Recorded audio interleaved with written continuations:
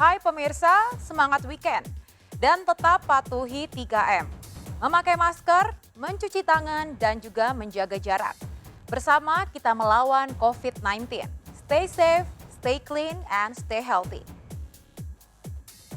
Jelang ulang tahun yang ke-48 tahun, aktor Gary Iskak diisukan meninggal dunia.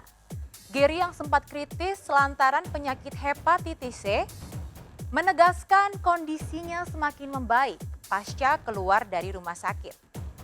Benarkah penyakit hepatitis C yang diderita Gary lantaran gaya hidupnya dulu yang sering mengkonsumsi alkohol dan narkoba? Seperti apa perjuangan Richa Novisa merawat dan mengembalikan semangat hidup Gary?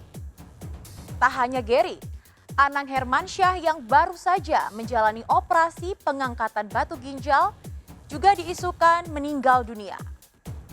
Aurel Hermansyah pun geram hingga gencar mencari pelaku penyebar berita hoax itu. Jika merasa difitnah dengan berita bohong, mengapa Ashanti seolah ragu lapor polisi? Bersama saya, Maria Andromeda, kita akan mengulas perjuangan Gary Iskak dan Anang Hermansyah di masa kritis dan reformasi gaya hidup mereka pasca keluar dari rumah sakit. Pemirsa, inilah Barista, berita artis ternama.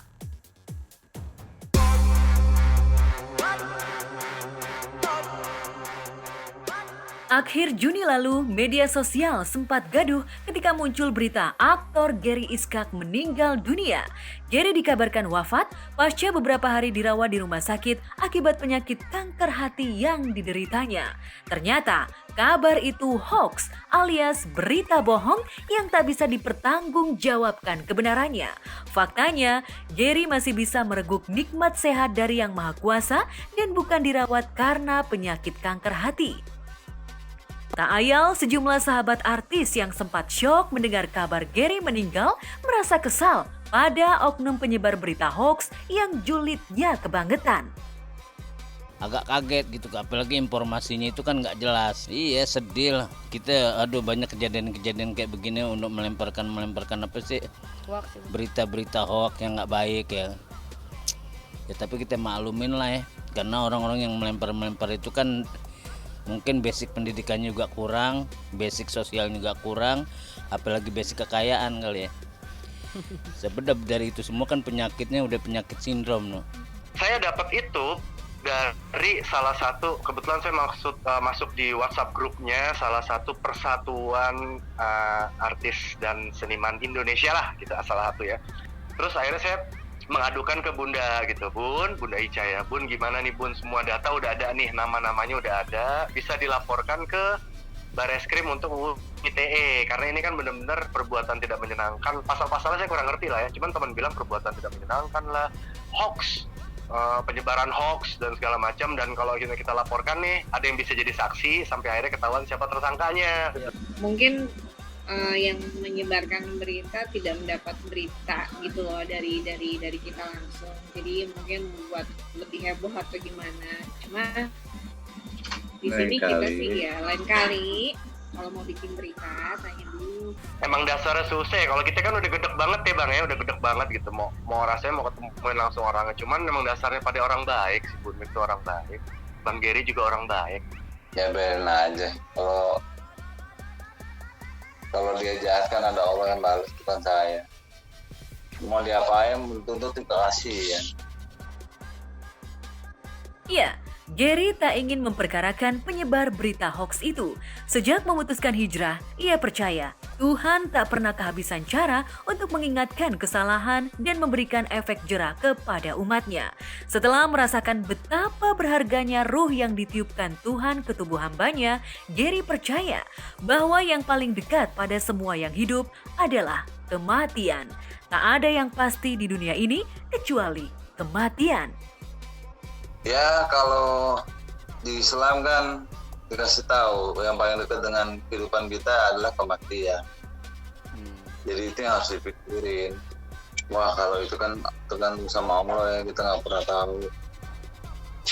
Hanya Allah yang tahu lah. Saya nggak berani ngatur-ngatur. 9 hari menjalani perawatan intensif, bahkan nafasnya bergantung pada alat elektromedis, Gary sempat mengalami kritis akibat penyakit hepatitis C yang cukup kronis. Sekarang itu lebih ke sirosis hepatitis C, Sirosis hepatis.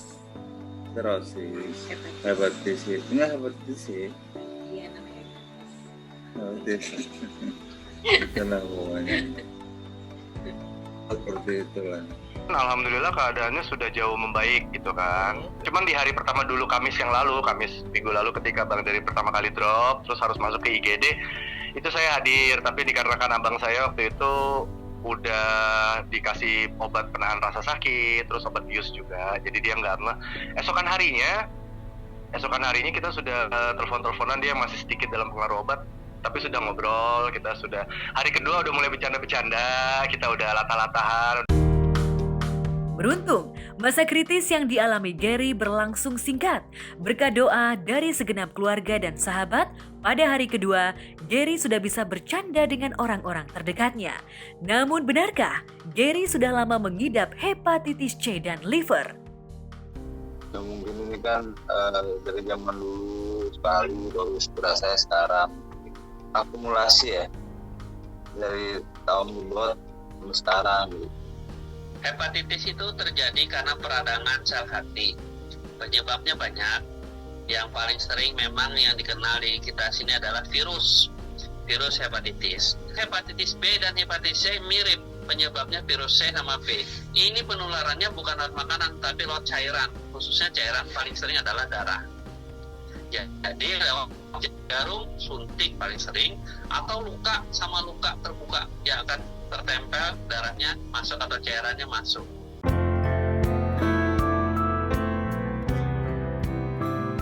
Ya, Gary tak memungkiri gaya hidup dan pola makan yang dijalaninya bertahun-tahun jauh dari standar kesehatan.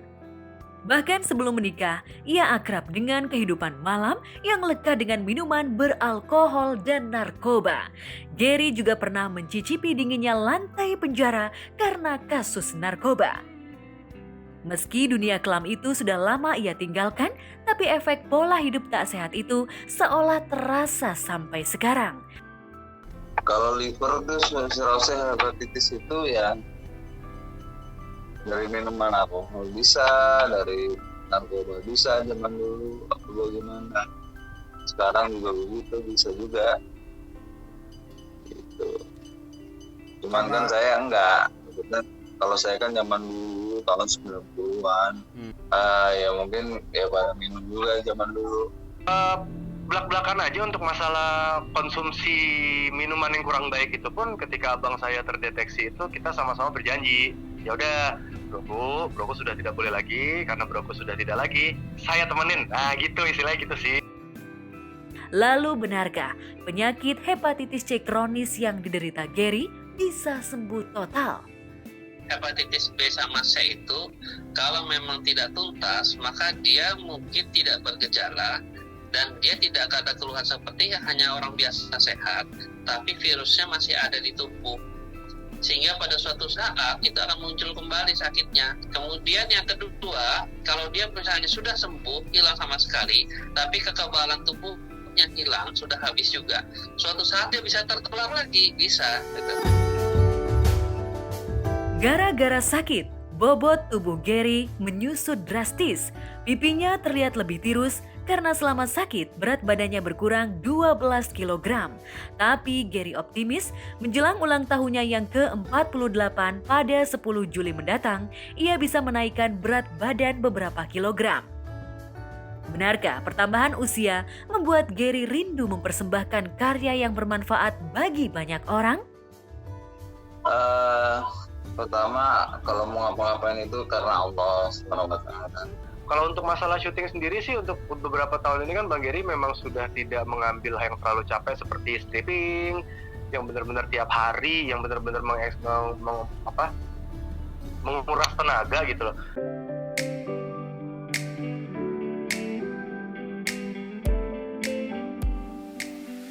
Di industri hiburan Indonesia, sosok Gary dikenal sebagai aktor senior yang cukup produktif, nyaris tak pernah vakum. Darah seni memang mengalir kental di tubuhnya karena ia dibesarkan dalam keluarga seni. Kakeknya, Raden Iskak, adalah seorang guru dan tentara yang kemudian berbelok menjadi sutradara. Paman dan bibinya masing-masing, Boy Iskak, Indriati Iskak, dan Alis Iskak adalah artis yang pernah hits di era 50 sampai 70-an. Bahkan sepupu Gary, Renaldi Iskak, juga sempat kondang sebagai salah satu Casanova perfilman Indonesia di era 90-an. Tidak aneh bila Gary pun sempat menjadi salah satu aktor laris di Indonesia di awal tahun 2000-an. Salah satu aksi Gary yang memorable di benak pecinta musik tanah air saat ia membintangi video klip diva pop Indonesia, Krisdayanti. Masihkah aku diinginkan, masih ada waktu untukmu, bersamamu akankah ku jalani hidup yang selalu ku inginkan, yang selalu ku nanti, kau coba untuk mengerti. Tak hanya bintang iklan dan video klip, Gary juga pernah laris membintangi film layar lebar. Pada tahun 2007, Gary bahkan berhasil mengawinkan 2 penghargaan bergengsi sebagai aktor pendukung terbaik versi Indonesian Movie dalam film The Bee Gees dan sebagai aktor utama terbaik versi Indonesia Film Critics Society dalam film Merah Itu Cinta. Kenapa lo gak pernah pengen ngerasain gue? Dan bukan untuk orang sembarang bisa ngerasain lo.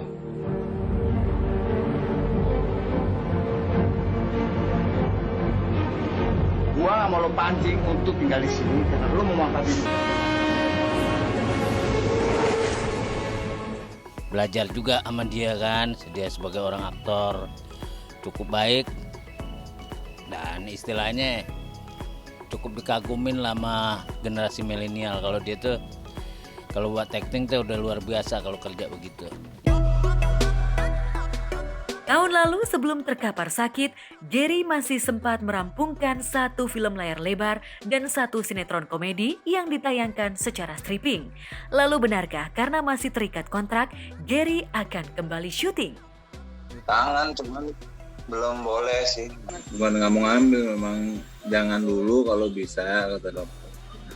Takutnya kalau sampai iya malah menjoprak lagi, nanti saya lagi. Mudah-mudahan kita semuanya, teman-teman Gary seluruh Indonesia, Bapak juga secara pribadi mendoakan ya Ger, biar lo selalu sehat terus.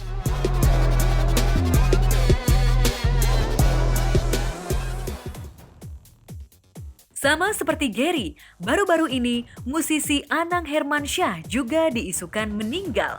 Sudah berhasilkah Aurel Hermansyah sang putri melacak jati diri si penyebar berita hoax itu?